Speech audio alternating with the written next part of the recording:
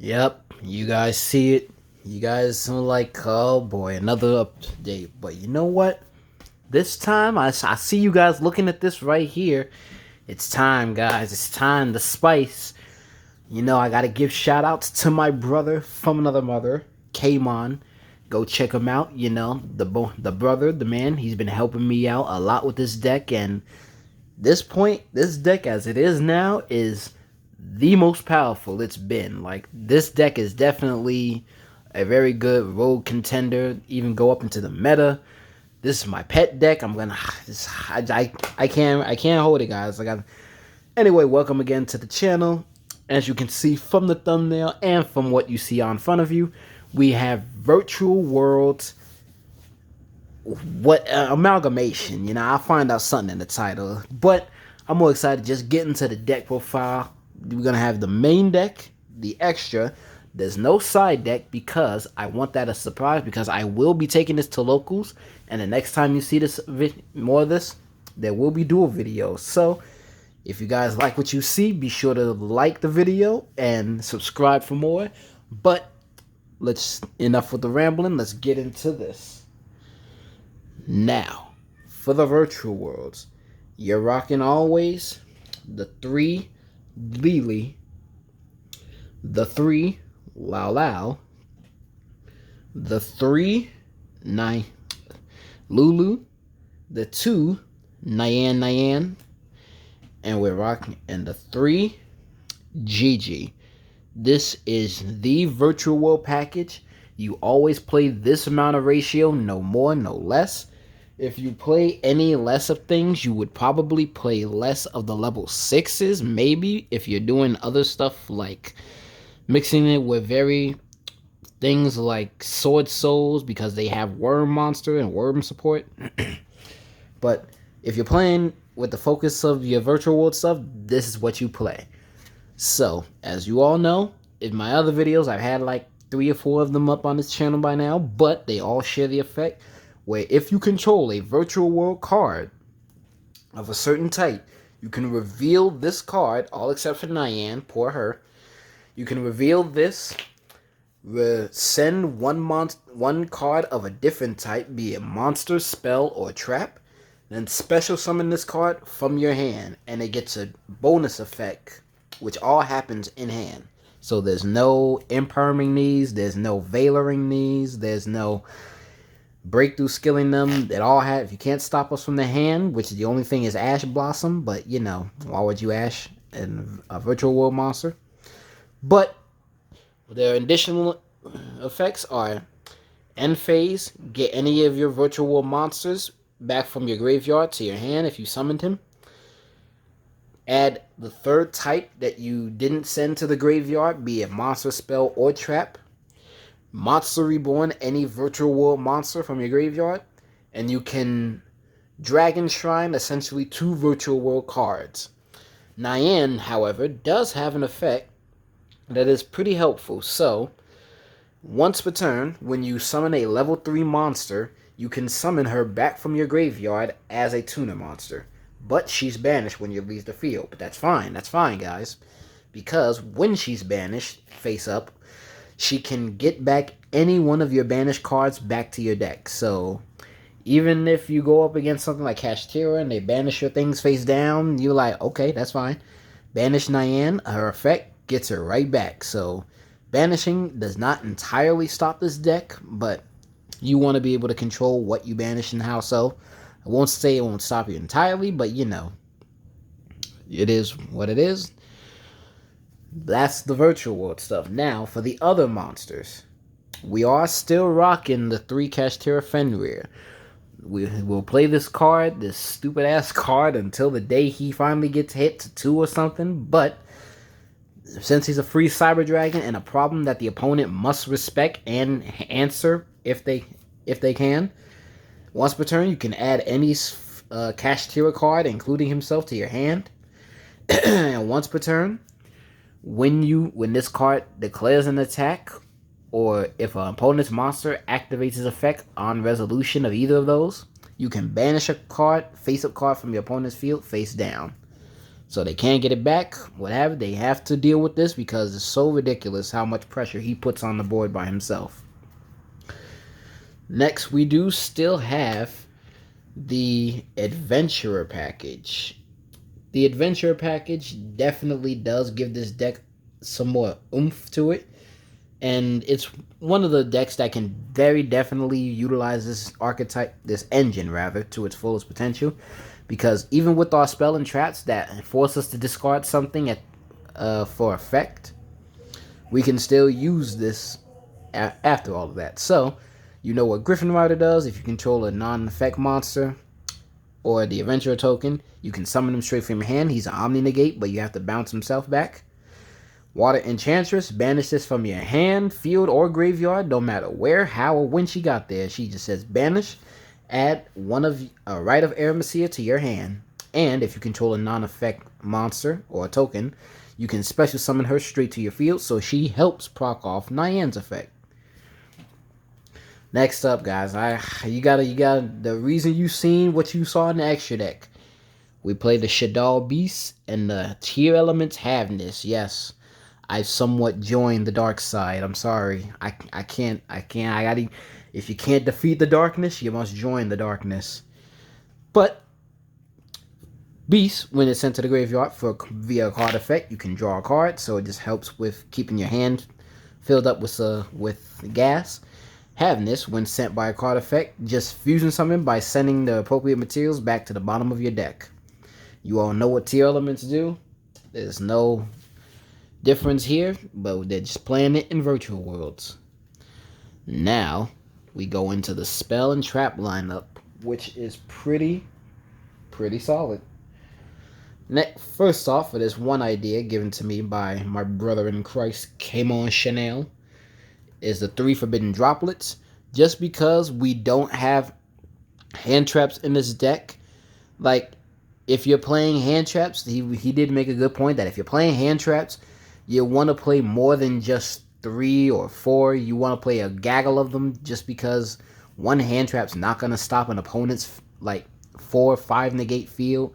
This can handle fields on its own, and, you know, half the time they can't even respond to this. So, if, depending on what you discard, they can't respond with it. This card be a monster, spell, or trap. And not only does it negate the monster's effects that you want to, it does not target, and those monsters' attack points are halved.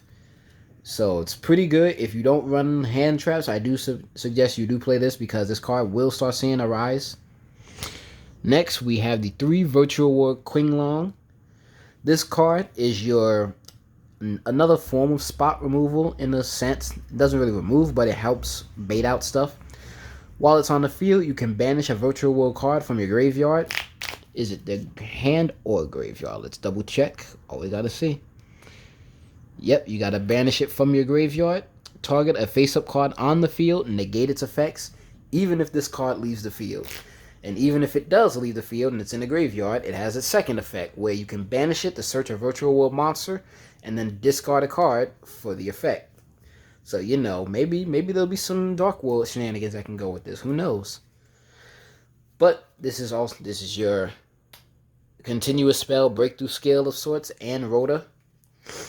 Next up, for the real Rhoda, we have the 3 E-Telly. Just summon out any of your psychic monsters, be it your Nyan or Lulu. I had made this card the 2, but I'm just like, there are times I really need a body on the field, and this helps get that body on the field so I can actually do my other plays. So I decided to bump it back up to 3. There's another card I put to 2 in this deck that we'll see in a moment. But E-Telly is just E-Telly, self-explanatory. We have the 2 Triple Tactics Talents. Even if my opponent does have a hand trap, like an Ash or a Droll or something, cool. Let me look at that hand, let me hand rip you, and then I'll just do something else to make it so I can go off on your turn or so. For the card we lowered to 2 is 2 Virtual World Kowloon. I know in my previous profiles I always had this at 3, and I said you should play 3, but with the way this deck is now, playing it at 2 is just fine, because we can search it out at any point with Lulu. What it does, place one of your virtual world gates face up on your field, and it gets 3 different effects based on how many gates are on the field. If you have 2, all your virtual world monsters gain like 4. How much was it again? 200 attack this turn. 3, you send the top 3 or 4 cards to your deck to the graveyard. Top 3. And 4 gates, you can summon virtual world monsters from your extra deck, which is never going to happen, but you know, if we get more support, then the sky's the limit. Next up, we have the 1 Rite of Amnesia to get our token and set up our Fateful Adventure. Fateful Adventure, when we summon a monster, we can add the equip spell from our deck to the hand, and we can add, once per turn, add a monster that list specifically mentions Adventurer token into our hand, and then we have to discard a card for effect. So you get your Griffin with this, and then you also get your Draco back, which when this card is discarded, you can target a non-effect monster you control, equip it from the graveyard, and once per turn, you can compulse one of your opponent's cards back to their hand. Pretty sick. Next up, a card I think you all should definitely have at least 1 copy of. If you got more than that, then you know you're good. But we do have the Synchro Rumble. This card, this card is so much better than I thought it was. So when I first read this, I, honest to God, only read the part where it said target one of your Synchro monsters. This card says target a tuner or a level 7 or 8 dragon synchro in your graveyard and summon it. And we have some good tuners in this deck which help expand our plays. And if your dragon synchro monster would be destroyed by battle or effect, you can just banish this card. So if our opponent does try to get rid of our Crimson Dragon, spoilers, which we do have in the extra deck, we can just banish this, keep him safe. Next turn, just use this effect if we didn't do it this turn. So this just keeps him safe during the opponents if they do something.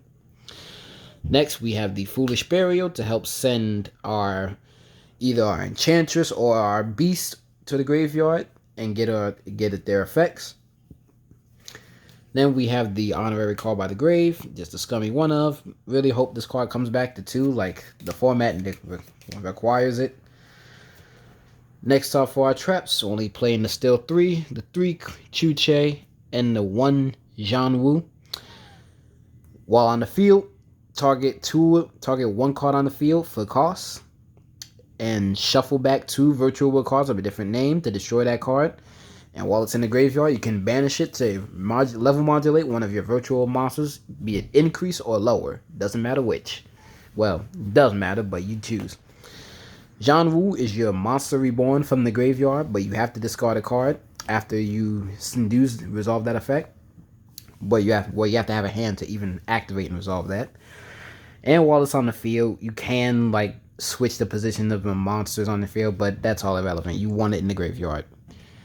That is it for the main deck. If you guys didn't count, that is a 45 card main deck. Boy, I gotta tell you, it's probably the first biggest deck profile we've had on this channel. Next up for the spicy extra deck. Oof. The Shaddoll Winder. You know her, you hate her. If you play Shaddolls and or some variant of it, this is your main win condition, like, because people have to respect this card. They have to waste their, like, negation effects on it, like the Imperm or something. They have to try and get her off the field with card effects or beat her over by battle. This card is just so stupid, so stupid. I've low-key wanted to always play her in this deck, but I just didn't have the stuff. Now I do. So we in there like swimwear. Next, we have the Stardust Charge Warrior, the Coral Dragon, basic level 6s you play. That's it for those. Next, we have the 9s in the Ravenous Crocodile Dragon Archetypus. We have the Vermilion Dragon Mech and the boy QB Shinshin. Crocodile Dragon, depending on how many non-tuners you use, you can draw that many cards. He gains attack for every card in your hand. And during either player's turn, you can discard 2 cards for, I believe, effect or cost, whatever it have you, and destroy 1 card on the field. Vermilion Dragon is the same kind of situation. You banish a tuner from your field, hand, or graveyard to pop a card on the field. And if he's destroyed by card effect, you can add one of your banished tuners back to your hand.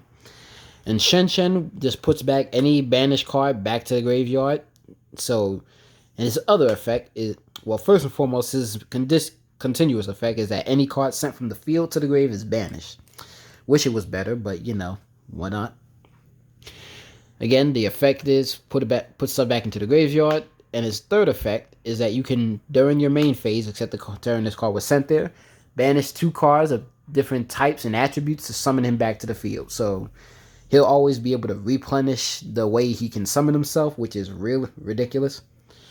Next, we have the Baron de Fleur, because we do have ways to get into Baron, and I do find times when I just have a level 6 or a level 7, level 3, level 4, whatever, just go into Baron, have even more protection. We have the Crimson Dragon, we can just freely make, and we searches off your Synchro Rumble.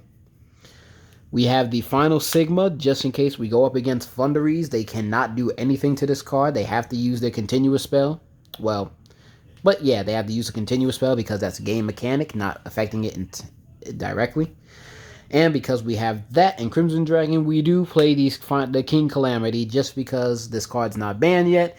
And it's another way to win just because, you know, Crimson Dragon is insane, Calamity is insane, and we will play him and rock him until the ban list just goes like bye. Next up for our XCs, we do play the one Totem Bird. There are some situations where he can come up, but, you know, Totem Bird is just there for Totem Bird. If anything, I can take him out and just put in a Dawn Dragster for level 7, which I may do because he requires 2 wins. The only level 3 wins are Nyan and Lulu, but those are usually used for synchro summoning. We have the Evil Zorlars for face-up card effect negation. Wish it was better, but you know, can't have everything. The Lady of the Eternal Beatrice, the one that helps get us Winda on your turn. During either player's turn, detach a material, send a card from the deck to the graveyard. Doesn't matter what it is, just send it. Next up, we do have the honorary OTK-ish machine in Utopia Beyond.